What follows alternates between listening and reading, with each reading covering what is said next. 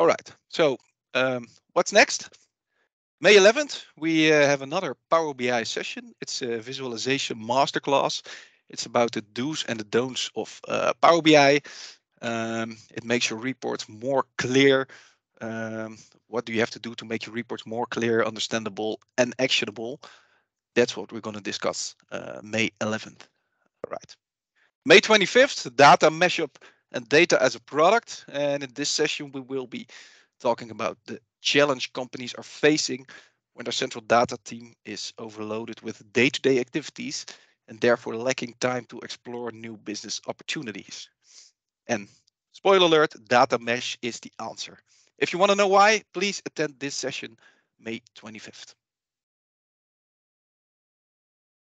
All right. So welcome to the Power BI quarterly feature update session. Here's what we're going to talk about this evening. So first of all, we're going to have a short introduction about why we are having this session. Then we're going to talk about obviously the updates and the new features that have been released. And next to that, we're going to have a short demo about the Power BI desktop updates. And after that, when time allows that, we will have a short roundup and time for some questions. Earlier today, I did this session for a customer. I thought I would be finished in 30 minutes, but it took me over an hour. So yeah, we just have to get started, and we have no time to waste. Oh, that went a little quick. All right, so what's this session about? This session is about the overview of the latest Power BI features.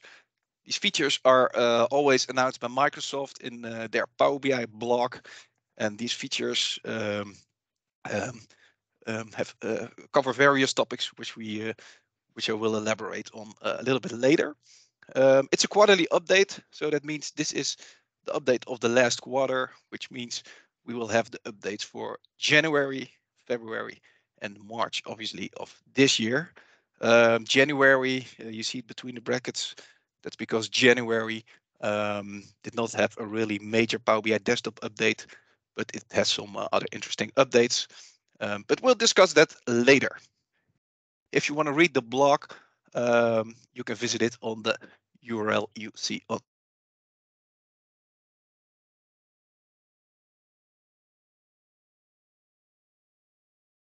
All right, so who is the target audience? As you can see here, there's various levels in which we organize meetings. We have the level 100 meetings, which are for everybody. It's usually introductory. There's the level 200 is for beginners with more fundamental, basic understanding of the topic. There's a 300 level for the more experienced persons, and there's a 400 level, which is really the expert level. The great news is this is for all those levels. Even if you have never started or seen Power BI, you are more than welcome to join. You can just sit back and relax and just take a look at what Power BI has to offer.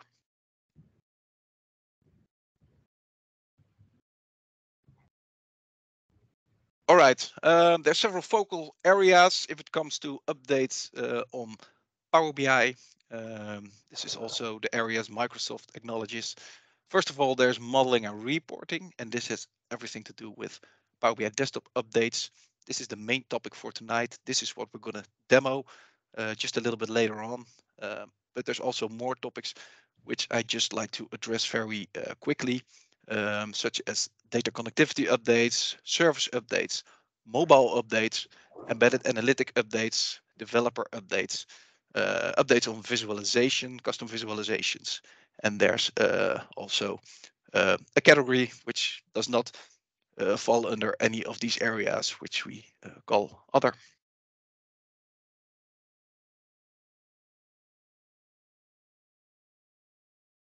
All right, reporting, Power BI desktop, mostly new features to improve your data model, mostly DAX, and also new features to improve your reports. But as I said, I will save that for later. First, I will take a quick look at the other areas of features.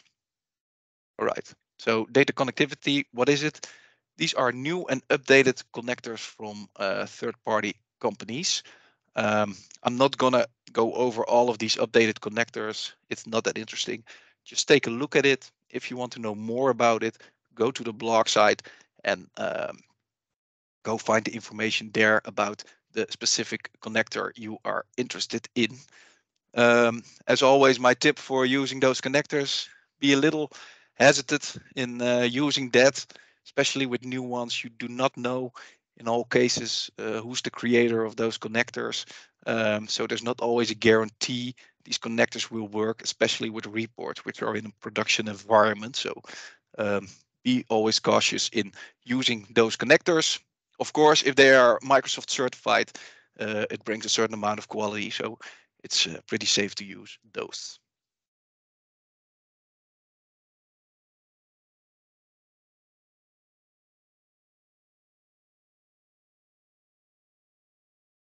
All right, Power BI service updates. These are updates especially related to the Power BI service.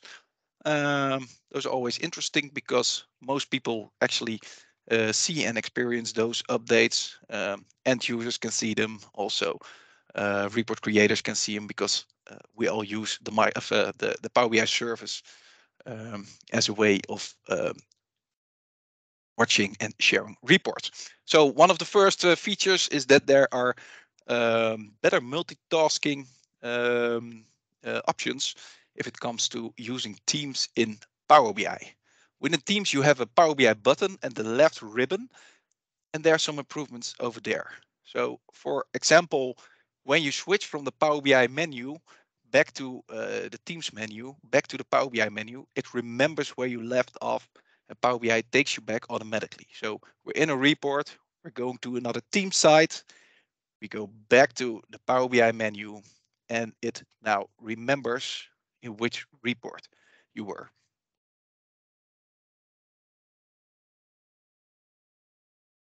Same goes for example, going to the data hub. You can just go to all the details about the data source. You go, for example, to a chat. You go back to the Power BI menu, and you are immediately being taken back to the menu where you left off. So that is the feature. Previously, that was not the case. You had to navigate all again to the report you were working on. So this is a nice improvement. All right, so then another one is the new menu. On the left side of Power BI, you have a menu, and in the last quarter, this has been updated. It has a new look and feel, and also now you have the opportunity to pin workspaces um, to um, to your workspace area, so that you can have the most important workspaces on top of your workspace list. So, for example, first to show the old way the navigation menu looked. It has now been increased, and this is what it currently looks like. You still have the same information, same icons with the text labels with it, but it's a little bit more efficiently put in the menu. And what you can do now, as I said, is pin workspaces. So for each workspace, you can decide if you want to pin it to the top. And when it's pinned to the top, you can also unpin it. And like that, you can, as I said, put the most important ones on top. All right. Storytelling with PowerPoint. That was already there. It's now generally available. And this is quite a cool feature because this means if you create a PowerPoint and in that PowerPoint, you want to have a Power BI visualization, you can actually put a live visualization into your PowerPoint. And that is pretty cool. So for example, if you have a visualization, you want to put it in a report, it automatically asks if you want to embed it. It opens up PowerPoint immediately. It puts your visualization in there, and you have all the features you have in Power BI, like filtering, going to other tabs, navigations, etc. So that's also a pretty cool feature.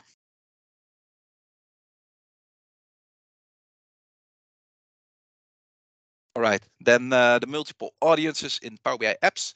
This has already been released in preview in the previous period, but now it's also generally available, which means you can have multiple target groups within your Power BI app. So, for example, you can have a set of reports for all your employees, which you can distribute to all your employees. And at the same time, if you have a separate group of reports for managers, you can create an audience managers with only the reports relevant for the managers, all within one app. So it's very easy to use, and it prevents you from having to have multiple workspaces in order to serve multiple audiences. And last but not least, there are some governance updates. This is more from the tenant governance side. So there's more extended info about activity logs, metadata when it comes, for example, to Excel. And there's also some updates in the scanner APIs. I will not elaborate on that too much because it's not that interesting for the main audience here. Right, then there are some mobile updates. Not that many, just a few. What you can do now is you can grant access to a report. If somebody asks access to a report, you can do that on the go on your mobile. So just give somebody access. Nice little feature, quite handy. And also you can now discover external content in your mobile app. So if you have a partner company which also shares reports with you, you can now see that as well in your mobile report. There's the embedded analytics. These are about updates for embedding, which allow you to embed your Power BI content, such as reports and dashboards, in applications or in a website. Not too many updates last quarter, but one update is that now TypeScript is supported in the playground in the developer sandbox for Power BI. If you want to see it, just visit the sandbox at the URL you see over here.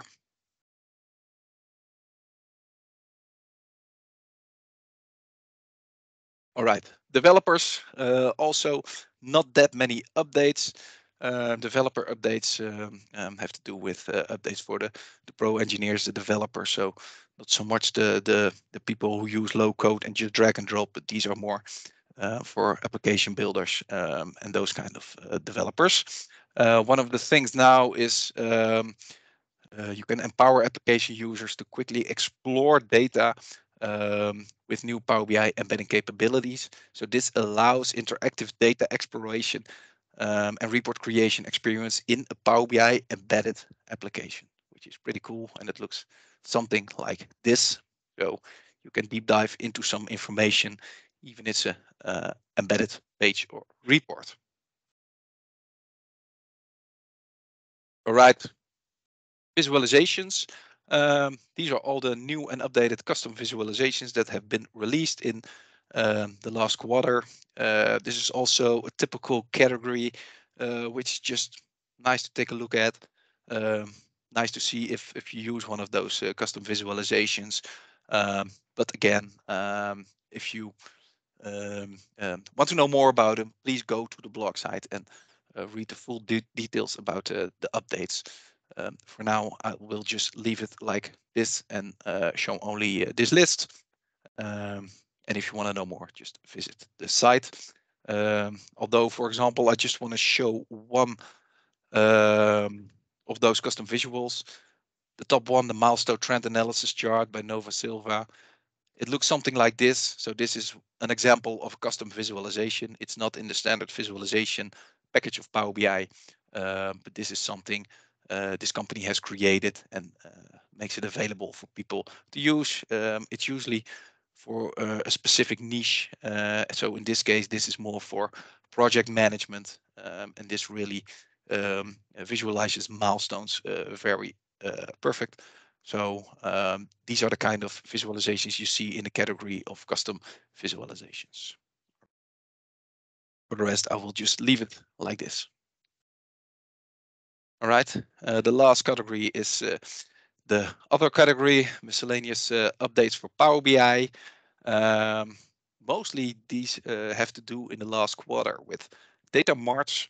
One of the first updates is that you can now create a paginated report from a data mart, which is very interesting, especially Remember that in November of last year, Microsoft announced that the paginated reports will be available for people with Pro licenses. So it's quite nice that you can do that now from a data mart as well.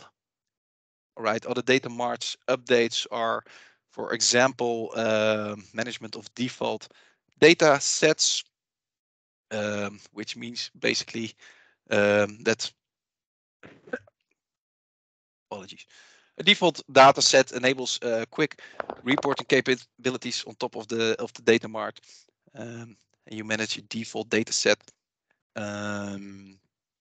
So you can now add or remove specific tables to your default data set. So as you can see here in the example, you can just select the tables you want, and they will be part of the default data set.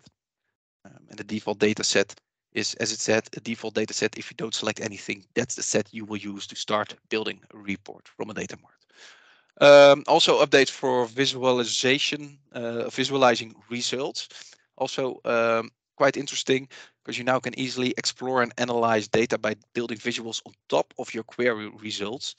Available both within the visual and the SQL query editor, and behind the scenes, Power BI creates a temporary Power BI model on the fly so that you can immediately start visualizing your query results, which looks something like this.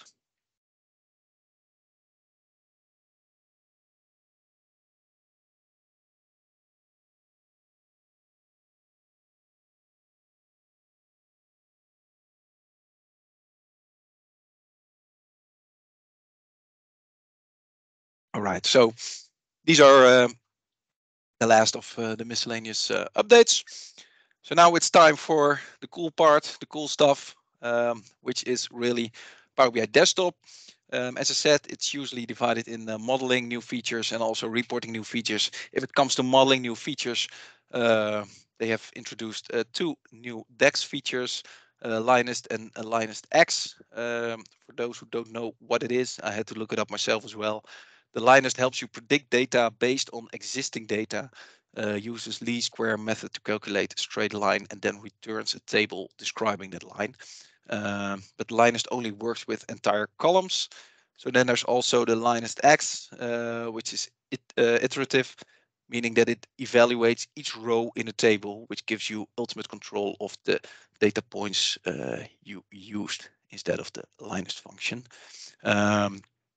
And also the Linus X function can take columns from multiple tables. So those are the modeling new features from last period. All right, then the reporting new features. I have listed them here in this overview. It's 2 pages. What I will do now is I will stop sharing this presentation, and I will start up Power BI Desktop so that we can go over all these features and actually demo what those updates entail.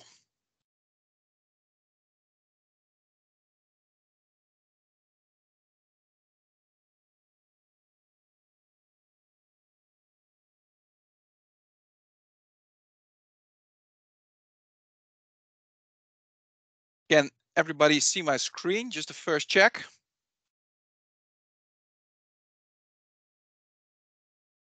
If not, please let me know, because then there's not so much to see in the next 40 minutes. All right. In order to show these features, I have prepared a little template file, Power BI desktop file. It's a template file which already has an overview of the features, and also some data sets which I will use to demonstrate them. So I will open Power BI desktop. Of course, using Teams, it takes a while to start up, but we will get there.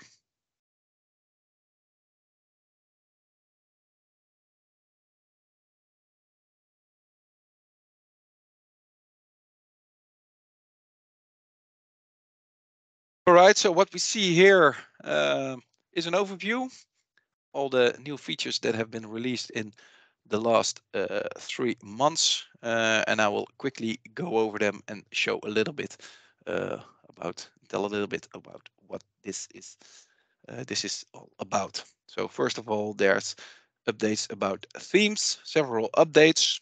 So one of those theme improvements is that there are now new accessible report themes.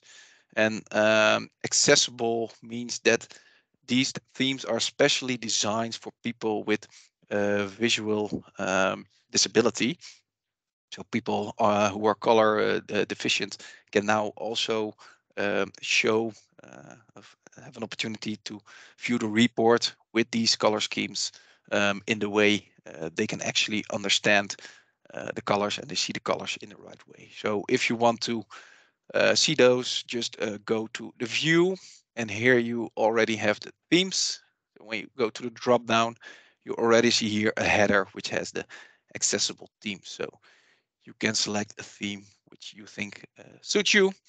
And as I said, it can help people with a visual disability. So it's very simpatico to use that. And also there is another nice feature for updating your base theme. On a regular basis, these theme properties will be updated by Power BI. And if at some point in time your current theme is outdated, Power BI will show you. So for example, if you will customize the current theme, it will prompt you here and it says, okay, there's an update to your base theme available, and it will automatically update your theme, which is very nice. So if I press update, then it will be updated to the latest version of this. In the end, this theme, it doesn't change really much, but you're already up to date. So nothing very excited. It's just these few updates if it comes to those themes updates. Then there are some updates regarding the format pane styling. Yeah, I will explain what that means. It's twofold, these updates. One of those updates means that the actual menu has been changed. The colors of the menu have been changed. If you see what you see here, for example, this is the old version where you had some white subcategories.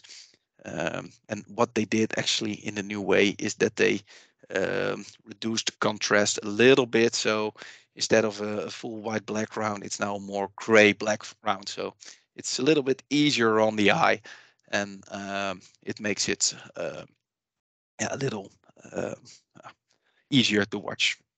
I didn't see the difference, but I guess it was something people desired in order to to make better use of Power BI. All right, so then there's also some update in the visual containers, some improvements. Not everybody, I think, immediately knows what that means. So I will show you a little bit of that so you get an idea of what that means. So for an example, I will create a simple bar chart. And this bar chart, I will take some simple financial data. I will take a country and I will take some gross sales. And what you see here is nothing special.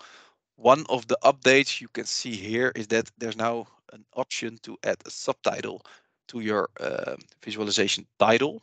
And you can also put a divider in between that. So what that actually means is if you go over here, you go to the title. As always, you can customize the title. You can make it a little bigger. You can make it a little smaller. That was already there. But what is new is here the header for the subtitle. So adding a subtitle can give a little more context. So for example, if you look at a bar chart, for example, you don't know always what time period you're talking about. So what you can do with the subtitle is that you can say, okay, so this is from the last 30 days. And that will add some extra context of context to your report. You can also adjust these the subheader, the subtitle, so that it would perfectly fit your needs regarding to size. Not only that, you can also add a divider. So that actually means that you can create some sort of a header within your visualization. What you can see here, I personally think this is too too bold, so I'm going to make it a little lighter. So the header looks a little more, a bit more subtle, which gives it a completely different look and feel. But what you can also do is some spacing and padding adjustments, which are also interesting. For example, I will give this visualization a border. So now it has a little border, and I want that border to be a little bit more grayish.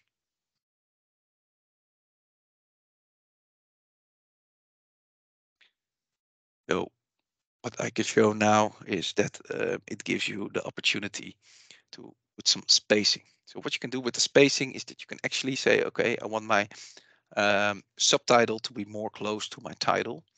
So that is very interesting. But what you can also do is that you can also put the padding. You can adjust the padding a little bit more.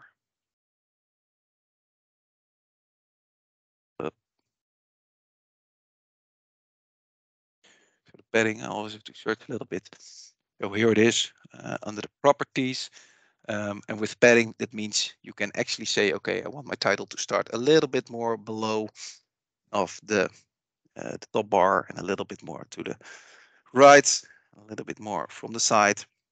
And this gives you a way to perfectly create a visualization pixel perfect in the way you actually want it to be. So personally, I would drop the divider, but next to that, it gives you a way to make a nice and perfect visualization. So these are those visual container improvements they're talking about right over here.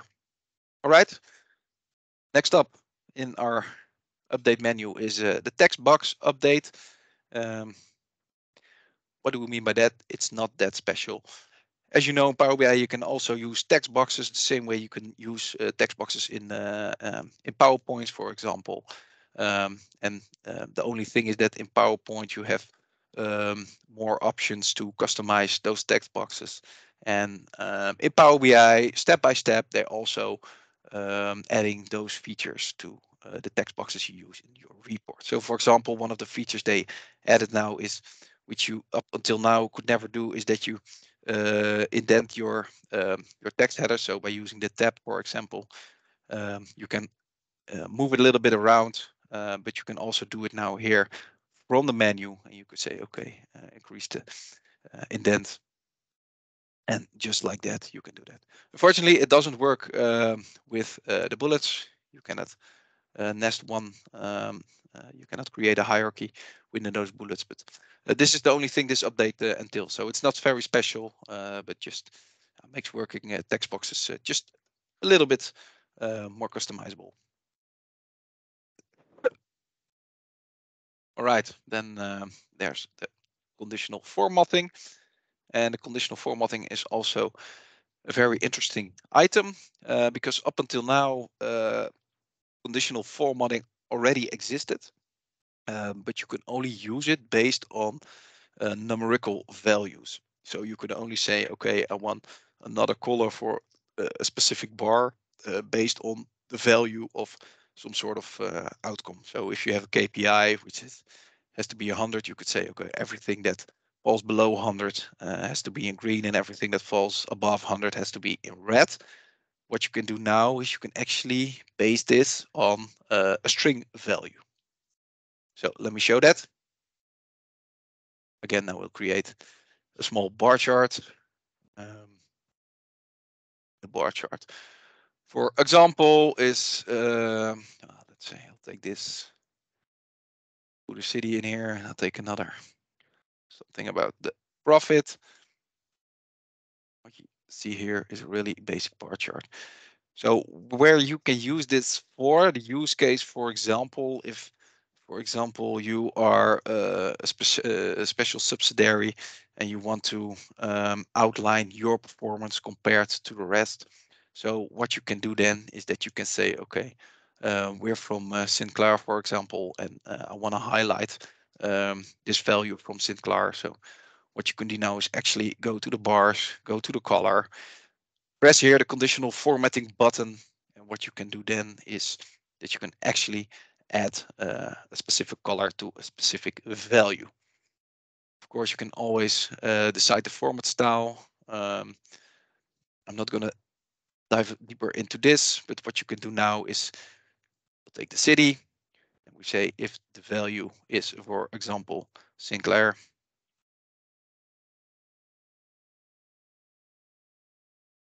is purple color. I press OK, and then my visualization is purple. As I said previously, this was only possible by using numerical values, but there's many use cases in which you want this to be based on string values. So this is quite an interesting update, and I think it really adds value to report creators. All right, now we're going to go on to the next one.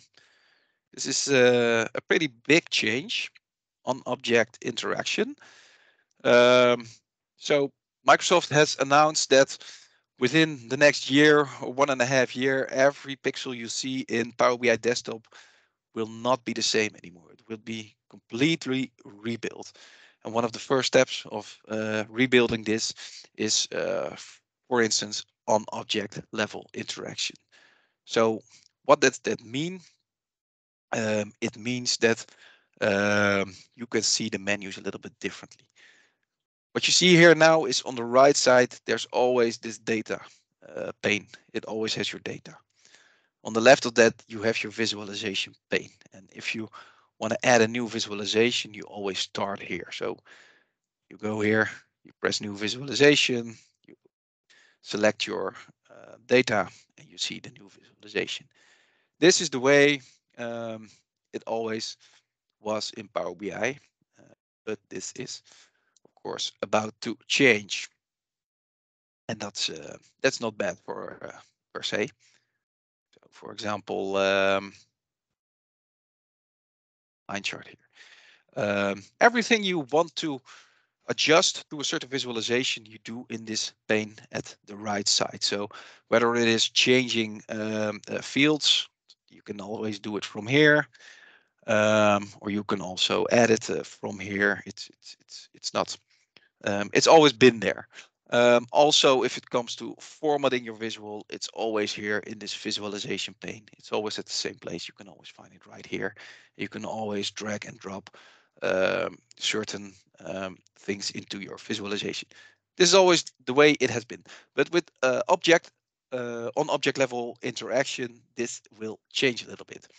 It is still in preview, as you can see, but I will demonstrate a little bit what is about to change if you would enable this option already. So for enabling this option, you go to your file, options and settings, go to options, go here to preview features, and all the way almost at the bottom, you see here on object interaction. So we select that, we say okay. First we have to restart Power BI Desktop again to actually make this work. So I will save this for now. I will close Power BI Desktop again, reopen my template again to see the change and what on object interaction actually means.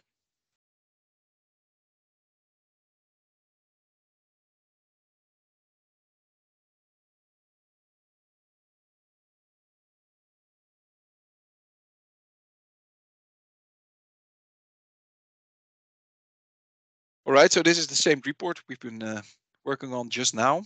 And I'm not sure if you already noticed something differently, the size, of course. But one of the things that is new now is that the visualization pane, which used to be here, has been removed. And it is now put at, on top of the page. So if you want to add a new visualization, this is the place where you add a new visualization. So the same visualizations are there, but they are now on top of your screen instead of on the side of your screen. And one of those things that is also different is the way you create your visualization. Because previously you always used this pane here in order to add data to your visualization, but now you can do it right at the visualization level. So when you click here, you can select the fields you want to visualize, which is very interesting. The students, this grade behind it, and everything you want to change about what you see here, you do here in this little pane. So you see here, I have a student, I have some grades, and what it did here is it took the average of the grades. How do I know? If I go to grade, I right click, I see here in the menu, which was already before on the right side in the visualization pane, it's now here. So everything you want to do, like if you want to summarize the grades, which does not make any sense, you could do it here. But also if you want to not summarize it and just get the full list of all the grades, you can do it also here as well. You can also change the visualization from here with just one click. So that is what this on object level interaction means. The same goes for formatting. The formatting is also to be done from this point. So for example, let me take this visualization. This one we already created before we enabled this on object level interaction, but all the old visualization created before also have now this on object level interaction. It doesn't actually change the visualization. It just changes the way you configure your visualization. So here again, you can build your visual. You see here the date, you can see the profit and the gross sales. And if I want to add another one, I'll just have to put it in from here. And I can remove it from here as well. And the same goes for the formatting. The formatting is now here. So here you have some quick buttons you can use. For example, the zoom slider, which might be very interesting to use. To go into more detail, it's already here. You can show some markers here automatically. You can add the data labels. It's very close to the visualization now, so you don't have to go all the way to the right of your screen. It's already here. And if you want to have the advanced visual elements, you go to more options, and then just like in the old days, we here have the format pane where you can have all the extensive format options as you are used to from the past. So these are all the detailed ways of formatting your visualization. This is still an old way. So this is what this on object level interaction is about. When you enable it, it works a little different than you are used to. It works quite differently. I've been working with it now for a few weeks. I have to say, I still have to. I'm still searching. Okay, where I do what. Now I'm kind of getting used to it, but I think in the beginning it takes a little practice to really get the feeling about this. Also, I think it needs some more advanced development, because what you see here, this is a matrix visual. You do not see the format pane option here, which you can see here as well. So here it is, but here it isn't. If you go to view, you can hide and unhide every pane you want. But when you start, for example, I've hidden the format pane now. If you go here, you actually see the format pane, and I can go to format options. If I go to this one, I do not have the format pane at my disposal. So I would say this is still a bug. This needs to be fixed because I want to format my table as well. So there is some work to do as well. In order to get it here, I'll have to enable it via the menu format, and then I can, like the old days, just format my table. So this is something I think Microsoft still needs to work on in order to get it perfectly. All right, so that is regarding the on object level interaction. I will leave it on for now. It's quite interesting, and it's a nice way to work with. All right, then another new feature is the formatting of a table. And this is a specific use case. This is not in generally how you format a table. has everything to do with how you format a table which has images in it. So if I would add a new visual, and I have to go over here to do that, I would say, okay, I will create a metrics visual. I will add some data to it. Here, I go to the manufacturer data. But the manufacturer, I want to have the manufacturer logo. And here I see all the logos. What this update is about is that you can actually determine how big these logos, how big these images are shown. Unfortunately, in this example, all the images are equally big, but there are use cases where one image is filling up the whole field while others are a little bit smaller. So what you can do now here is that within the menu of the image size, you can now exactly define how big your logo has to be.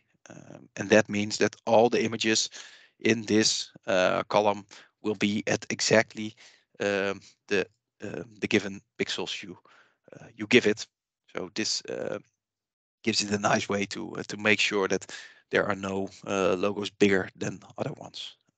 So this is a new feature. It's not the most usual use case that most people have for it, but if you want to use it, it's nice that it is there. All right, the page navigator. That's always also an interesting one. So just to be sure, what is the page navigator? The page navigator is actually this thing you see here. This is a page navigator because what you see here, this corresponds with all the pages you see here at the bottom. Sounds looks very complex. It is not. Just by a few clicks, you can have that over here. So you just go to your buttons, you go here to the navigator and you select the page navigator. That's basically all you have to do in order to get it over here. And the only thing then left to do is, if we want to make it look like the one I just showed you, is just change the orientation from horizontal to vertical, just the padding a little bit, and maybe just add a little color to one of those shapes.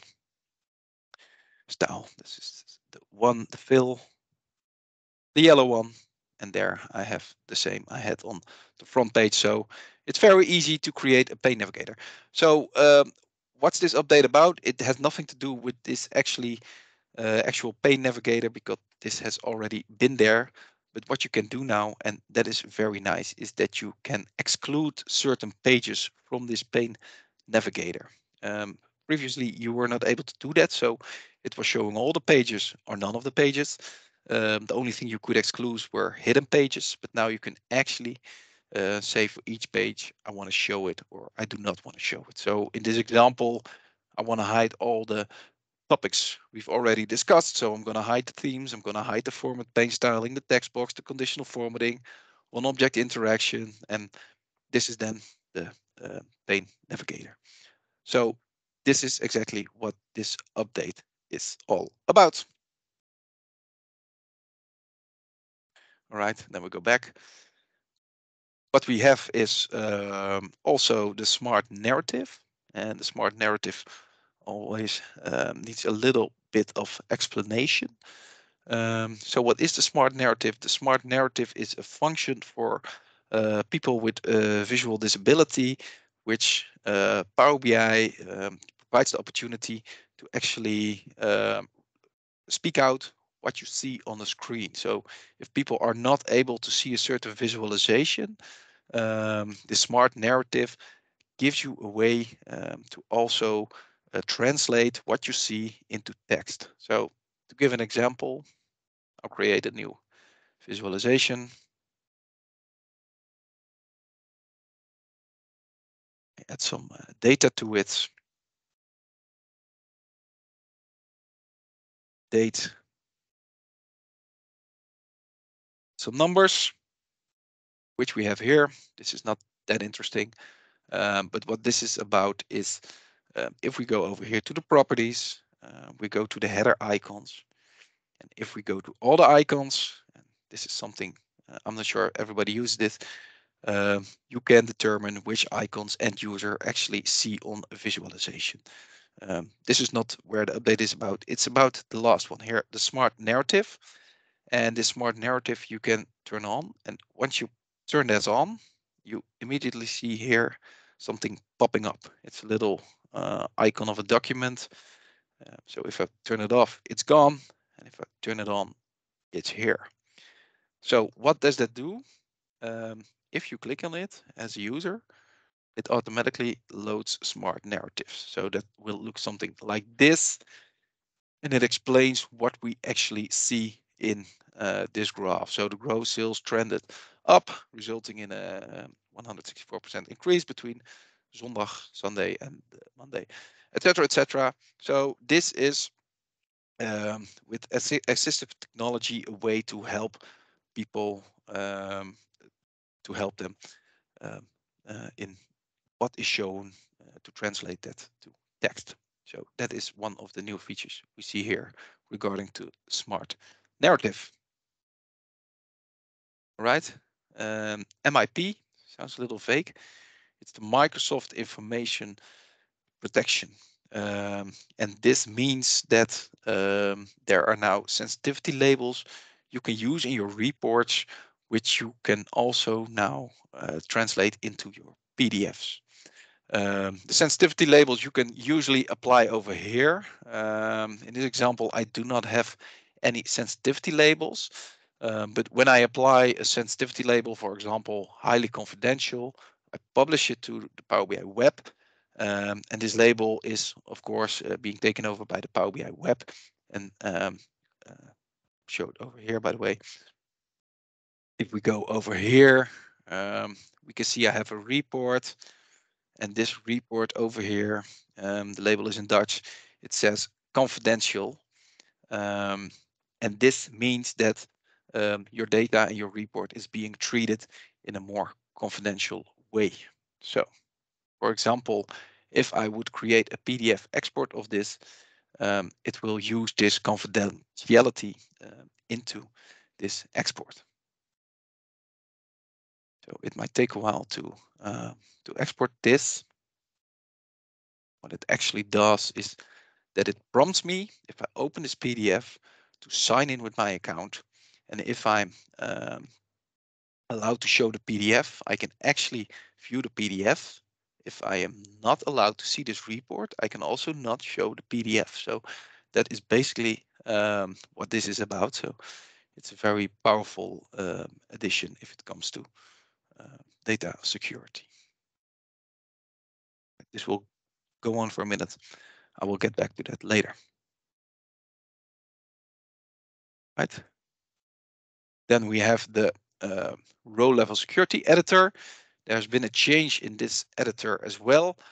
Usually when you use row level security, what you see is a big DAX editor. You have to put in your DAX, and based on that, you can create row level security. Doesn't have to be very complex. So for example, I have here the grades again. Won't summarize them, but if I want to see the specific grades of a student using row level security, I can in the most simple form say, okay, I have here my tables with my grades.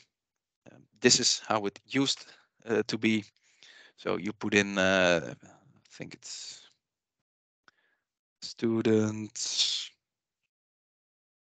is, for example, we'll take Alice.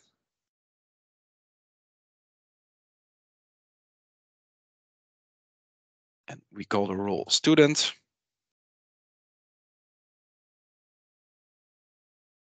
And when we save that,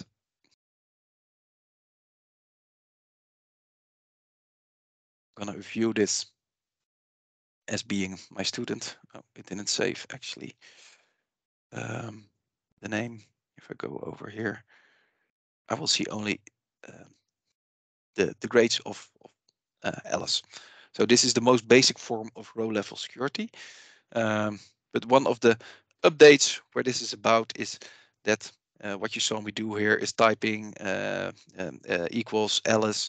This is how you usually would set up row level security. It means you need to have some understanding of how you create DAX queries, especially when it gets more complex. This is quite complex, but with the new default editor, it's more in line with all the other aspects of elements of Power BI, where it's just about clicking and selecting something. So if we would start over again with this one and I want to do the same as I just did, I just go here, add, I just select which column to use. It's the student. And what I say is, okay, it equals, or well, it's just a condition. And I say, well, let's say Jane this time. And then it's Jane. And again, I'm going to try to name this as student. Okay. And then when you save it, it is now designed for Jane. If I put here the student and I go to Jane. So it actually, it still works the same, but it's more user friendly for the less technical user. It's easier to implement row level security. So this is what this update about row level security is all about. All right. We're getting almost there. The last update I want to discuss is the apply all slicers. That's also quite an interesting update, very useful update. You can use this in twofold. First of all, you can use it to make life of an end user a little bit easier, because what you see in real life is that end users are using a lot of filters in their report, and at some point they don't see anything. It's all blank. They've created that many filters. They don't know what they did, but they think they broke it. And then there's the button um, which says restore all filters, and that clear all slicers, which enables you to go back to the default state of the report. So I will show what it looks like. We create a little table again, some data. I'll put in the sales territory, put in a region, and then we have a city, and then some metrics for that as well. So I wanna have something of a sales price. Not really. Okay, just put the profit in, and I'll put the tax amount, and then total including tax or something. So this is just an example, and what I will do now is add some slicers as well. And the slicers are there just for demonstration purpose only. So we take a slicer for the sales territory. I will change the slicer into a drop-down slicer. Takes a little less space. I will copy this one and I will change it for region as well. So I will add region, copy it again, and I will use that same slicer for a city. So we have 3 slices now. And what we can do now is we can add those buttons, clear all slicers, and apply all slicers. And why this is useful, I will show you right now. We have the buttons, and these are those new buttons: apply all slicers and clear all slicers. So first of all, I'm going to press apply all slicers, puts it over here on top. I'm just going to drag it over here. It's already out of the box. It's just a button, and it's just like that. And you can of course adjust it, but I think for now this is perfectly fine. And I will add the button clear all slicers.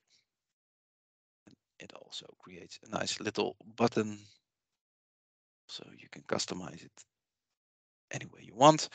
But what we're going to do now is, first of all, let's take a look at the apply all slices. And this can be very useful when you have a big data model, a lot of data, and the only thing you do when building your report is waiting for loading, and loading. This is the perfect outcome for that. So for example, when you create, in this case, a sales territory, no, this is not the best. What you see here is that you see here a little icon of a little clock. So this means it actually does not do anything except selecting this territory. The same goes for region. If I want to select a region, for example, I will select Americas. And the minute I select this, you see already here that this also gets the little icon. I think I have to change these because a sales territory is part of a region. This means that the data is not actually being refreshed based on those slices. And this will only happen when I click the button Apply All Slices. So when I click it, then immediately the visualization is changed to the slicers I've selected. And then also this slicer is selected based on that value again. So this is very useful in case of big data sets when you have a lot of data loading and you just want to make a selection but not have to wait for each selection and each slicer you put on. The other button, on the other hand, and you can guess already, I think, what it does, clear all slicers, it clears the slicers. So when you press it, they're back to default. And as I said, this might be handy, especially with reports where there's a lot of visualizations, a lot of slicers, a lot of slicing and dicing you can do as an end user. And at some point when you select something and um, you want something to happen, and the thing is, at some point uh, you select something and you don't see any data. That's not what we want. And sometimes end users are lost by that and they want to go back to a certain default state. So we apply the slicers. Now, see, we don't see any data. We want to do it again, and this is the quickest way in order to do that. So these are two very useful buttons which can really create a better user experience and make your reports faster and also make your end users more happy about that. All right, so that sums up the updates for this month. So that's it for now. Oh, let me check over here. If I actually have my PDF file. One moment, I'll just have to browse for it.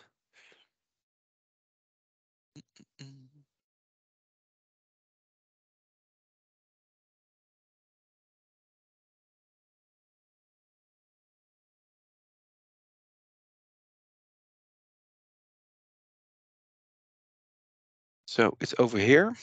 It's a PDF, artificial intelligence sample. So what it does here, it prompts me to sign in, to actually sign in with an account. So if I sign in with an account which does not have permission, it won't open. If it does have permission, it opens. I can check it now.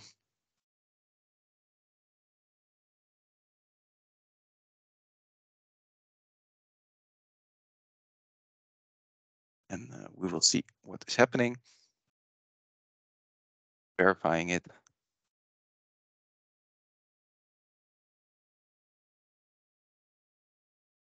And it shows me the report. I'm allowed to see the report, so I'm shown. If I would log in with a user which does not have access to the report, you cannot see this PDF. So this is quite a nice, interesting feature, and this will really help to create a safer environment. All right. So for now, this is actually the update session for today. I will thank you for now for joining this session. the only thing I just want to show you in that regards, and I will try to open up again the slide deck.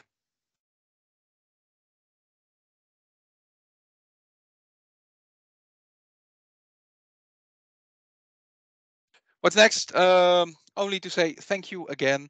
I just want to show this slide so you know that there is more coming up. If you want to show, if you want to attend, make sure within via the meetup you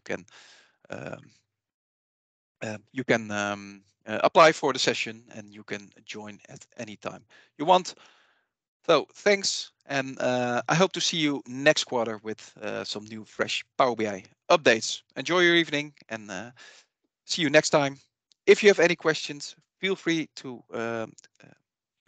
stay a little longer and I will ask all your questions.